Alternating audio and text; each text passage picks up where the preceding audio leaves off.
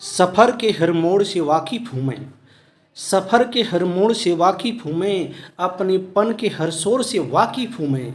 जहाँ दो कदम साथ चलकर लोग साथ छोड़ देते हैं, जहाँ दो कदम साथ चलकर लोग साथ छोड़ देते हैं, ये ज़िंदगी तेरे उस दौर से वाकिफ़ हूँ मैं, ये ज़िंदगी तेरे उस दौर से वाकिफ़ हूँ मैं। इन्हीं पंक्तियों के साथ मैं पीसी यादव आप सभी साथियों का अपने एकेडमिक प्लेटफॉर्म पर अभिनंदन करता हूँ। मित्रों, आज भारतीय संविधान एवं राज्य व्यवस्था के अंतर्गत कुछ महत्वपूर्ण प्रश्नों का संकलन आपके साथ साझा कर रहा हूँ। तो करते हैं शुरुआत प्रश्न नंबर 1 से। संविधान के निम्नलिखित में से किस प्रावधान के अंतर्गत भारतीय संसद को नया राज्य बनाने का अधिकार है? संविधान का वह कौन सा प्रावधान है, वह कौन सा अनुच्छेद है जिसके अंतर्गत भारतीय संसद को एक नया राज्य बनाने का अधिकार है? विकल्प नंबर ए अनुच्छेद 1, विकल्प नंबर बी अनुच्छेद 2, विकल्प नंबर सी अनुच्छेद 3, विकल्प नंबर डी अनुच्छेद 4। तो इन चारों विकल्पों में से कौन सा विकल्प सही है? इन चारों विकल्पों में अगर हम नज़र दौड़ाएं तो विकल्प नंबर सी अनुच्छेद 3 इस प्रश्न का सही उत्तर है। अनुच्छेद 3 में बताया गया है कि संसद साधारण बहुमत से किसी नए राज्य का गठन तथा किसी वर्तमान राज्य के क्षेत्र, सीमा या नाम में परिवर्तन कर सकती है। यहाँ ध्यान देने योग्य बात यह है कि इससे संबंधित जो भी विधेयक संसद में प्रस्तुत किया जाएगा उसके लिए राष्ट्रपति की पूर्व अनुमति आवश्यक है। अगर हम अनुच्छेद 1 की बात करें तो इसमें संघ का नाम और राज्य क्षेत्र है। इसमें लिखा गया है कि भारत अर्थात इंडिया राज्यों का संघ होगा। अगर हम अनुच्छेद 2 की बात करें तो इसमें संसद को संघ में नए राज्यों के प्रवेश या स्थापना करने के लिए विधि बनाने का अधिकार देता है। अनुच्छेद 2 में संसद को संघ में नए राज्यों के प्रवेश या स्थापना करने के लिए विधि बनाने का अधिकार देता है। अनुच्छेद 4 में संसद द्वारा अनुच्छेद 2 अथवा अनुच्छेद 3 के अंतर्गत बनाई गई विधि अनुच्छेद 368 के प्रयोजनों के लिए संविधान में संशोधन करने वाली विधि नहीं समझी जाएगी। इस बात का वर्णन किया गया है। जैसा कि आप जानते हैं कि अनुच्छेद 368 संविधान संशोधन के बारे में विवरण देता है। अब देखते हैं प्रश्न नंबर 2। भारत एक गणतंत्र है, इसका अर्थ है, भारत एक गणतंत्र है, इसका अर्थ है क्या?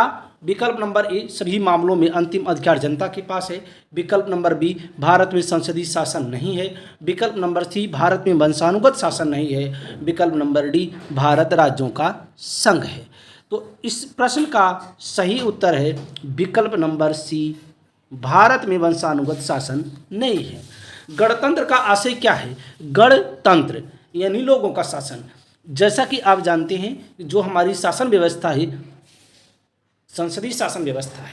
संसदीय शासन व्यवस्था में एक नाम मात्र की कार्यपालिका होती है, एक वास्तविक कार्यपालिका होती है।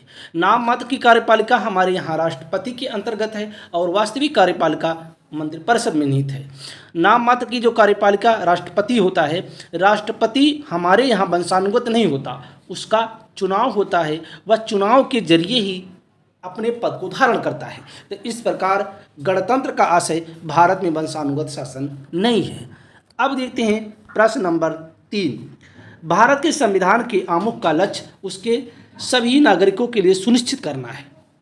नंबर 1 सामाजिक तथा आर्थिक न्याय, नंबर 2 विचार तथा अभिव्यक्ति की स्वतंत्रता, नंबर 3 अवसर की समानता, नंबर 4 व्यक्ति की प्रतिष्ठा।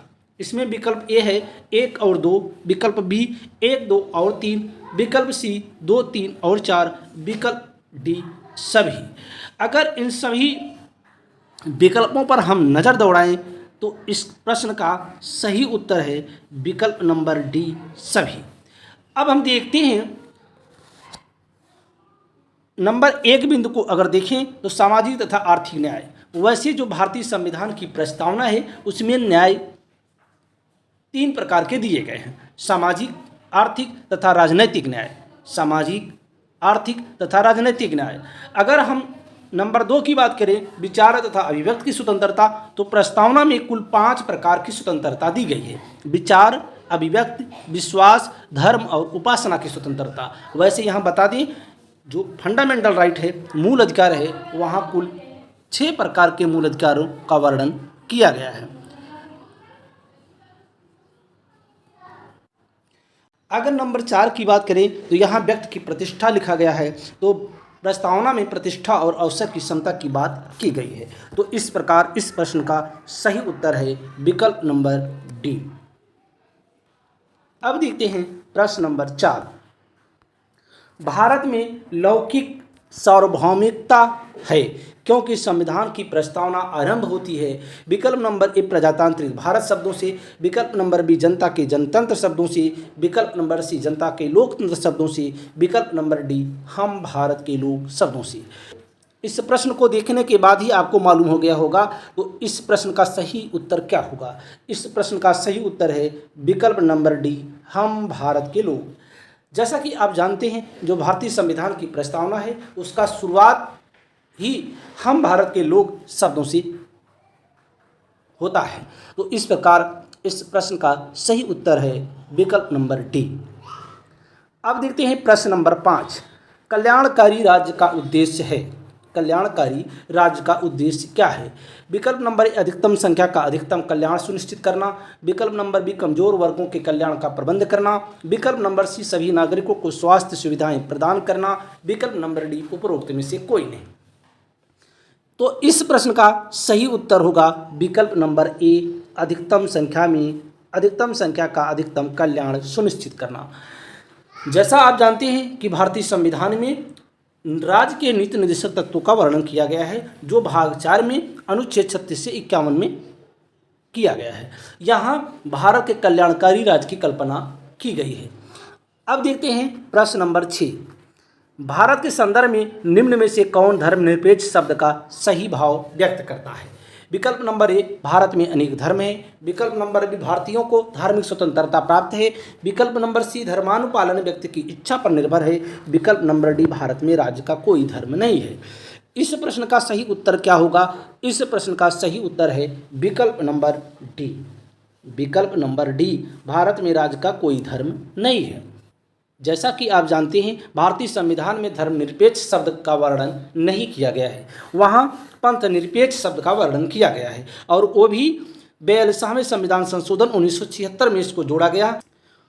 पंथ निरपेक्ष शब्द का जो अर्थ निकलता है उसका अर्थ ये है कि जो किसी धर्म विशेष को राजधर्म के रूप में मान्यता व प्रदान नहीं करता है बल्कि वह सभी धर्मों को तटस्थ भाव से समान संरक्षण प्रदान करता है।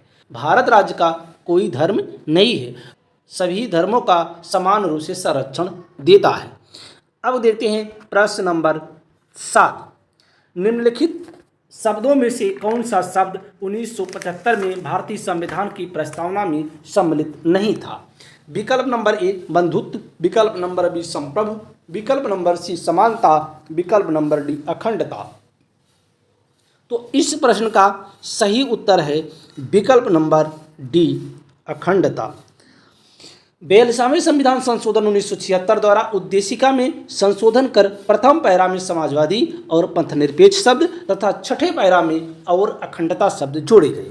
तो यहाँ 1975 की बात है और संशोधन होता है 1976 में। तो इस प्रकार इस प्रश्न का सही उत्तर है विकल्प नंबर डी।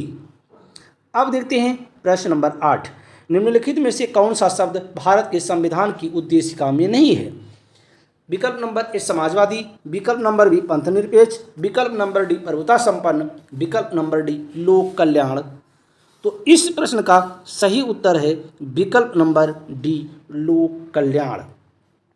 जैसा कि आप जानते हैं कि भारतीय संविधान की प्रस्तावना में संपूर्ण प्रभुत्व संपन्न समाजवादी पंथनिरपेक्ष लोकतंत्रात्मक गणराज्य शब्द लिखा गया है, वहाँ लोक कल्याण शब्द नहीं है। तो इस प्रकार इस प्रश्न का सही उत्तर है लोक कल्याण। अब देखते हैं प्रश्न नंबर 9। निम्नलिखित में से किस वाद में उच्चतम न्यायालय ने धारणा प्रस्तुत की कि उद्देशिका संविधान का भाग है।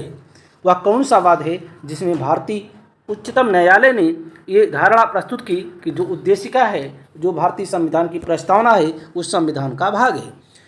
विकल्प number A union of India, विकल्प नंबर बी बनारसी दास बनाम स्टेट ऑफ यूपी, विकल्प नंबर सी बम्बई बनाम यूनियन ऑफ इंडिया, विकल्प नंबर डी मलक सिंह बनाम स्टेट ऑफ पंजाब। तो इस प्रश्न का सही उत्तर है विकल्प नंबर सी बम्बई बनाम यूनियन ऑफ इंडिया। यहाँ आपको बता दें, जो भारतीय संविधान की प्रस्तावना है उससे संबंधित कई वाद आई। पहला वाद आता है इनरी बेरुवारी वाद 1960। जो 1960 का वाद आता है 1960 का वाद आता है इनरी बेरुवारी वाद। उसमें उद्देशिका को संविधान का भाग नहीं माना गया। उसके बाद नंबर आता है 1973। 1973 में केशवानंद भारती बनाम केरल राज्य में उद्देशिका को संविधान का एक भाग माना गया। उद्देशिका के बारे में यह भी बताया गया कि इसमें संशोधन किया जा सकता है और उद्देशिका न्याय योग्य नहीं है, यानी उद्देशिका में जो शब्द दिए गए हैं उसके लिए किसी न्यायालय का दरवाज़ा आप खटखटा नहीं सकते। आगे जो वाद आता है वो है एस.आर. बम्बई वाद 1993। यही एस.आर. बम्बई वाद है, एस.आर. बम्बई वाद 1993। इसमें जस्टिस रामास्वामी ने सुनवाई के दौरान कहा कि प्रस्तावना संविधान का अभिन्न अंग है। सरकार का प्रजातांत्रिक स्वरूप, संघीय संरचना, राष्ट्रीय एकता और अखंडता, धर्मनिरपेक्षता, समाजवादी स्वरूप, सामाजिक न्याय व न्यायिक पुनर्लोकन भी इसकी मौलिक संरचना में शामिल है। बम्बई वाद 1992 में जब बाबरी मस्जिद का विध्वंस होता है तो बड़े पैमाने पे केंद्र में कांग्रेस सरकार ने बीजेपी शासित राज्यों की सरकारों को बर्खास्त कर दिया था और ये सभी वाद सुप्रीम कोर्ट में जाते हैं। तो उसी वाद की सुनवाई के दौरान एस.आर. बम्बई जो कर्नाटक के मुख्यमंत्री थे उन्हीं का वाद था। सभी को समेटते हुए इसकी सुनवाई करते हुए एस.आर. बम्बई ने उक्त बातें कही थी। अब देखते हैं प्रश्न नंबर 10 और इस वीडियो का ये अंतिम प्रश्न है। निम्नलिखित में से कौन सी भारतीय संविधान की विशेषता नहीं है? विकल्प नंबर ए संसदात्मक सरकार, विकल्प नंबर बी अध्यक्षात्मक सरकार, विकल्प नंबर सी स्वतंत्र न्यायपालिका और विकल्प नंबर डी संघात्मक सरकार। अगर हम विकल्प नंबर ए की बात करें तो भारत में संसदात्मक सरकार है। यहाँ नाम मात्र की कार्यपालिका और वास्तविक कार्यपालिका है, और जो वास्तविक कार्यपालिका है वो व्यवस्थापिका के सदस्यों से मिलकर बनती है। अगर बी की बात करें अध्यक्षात्मक सरकार, तो भारत में अध्यक्षात्मक सरकार नहीं है। इस प्रश्न का सही उत्तर होगा विकल्प नंबर बी अध्यक्षात्मक सरकार। अध्यक्षात्मक सरकार की अगर बात करें तो संयुक्त राज्य अमेरिका में अध्यक्षात्मक सरकार है। अध्यक्षात्मक सरकार में जो शासक होता है, जो राष्ट्रपति होता है कार्यपालिका का प्रधान, वह वास्तविक होता है, वह नाम मात्र का कार्यपालिका का प्रधान नहीं होता। अमेरिका में यानी संयुक्त राज्य अमेरिका में जो राष्ट्रपति होता है वो वास्तविक कार्यपालिका का प्रधान है और इसीलिए उसको अध्यक्षात्मक सरकार के नाम से जाना जाता है। अगर देखें विकल्प नंबर सी स्वतंत्र न्यायपालिका, तो भारत में स्वतंत्र न्यायपालिका है, और विकल्प नंबर डी संघात्मक सरकार की बात करें तो भारत में संघात्मक सरकार भी है। यानी भारत में संघात्मक सरकार भी है और संसदात्मक सरकार भी है और स्वतंत्र न्यायपालिका भी है, लेकिन अध्यक्षात्मक सरकार नहीं है। चलते चलते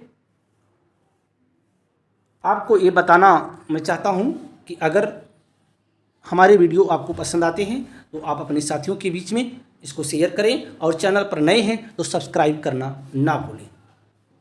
इसी के साथ ही वीडियो यहीं पर समाप्त होता है। जय हिंद, जय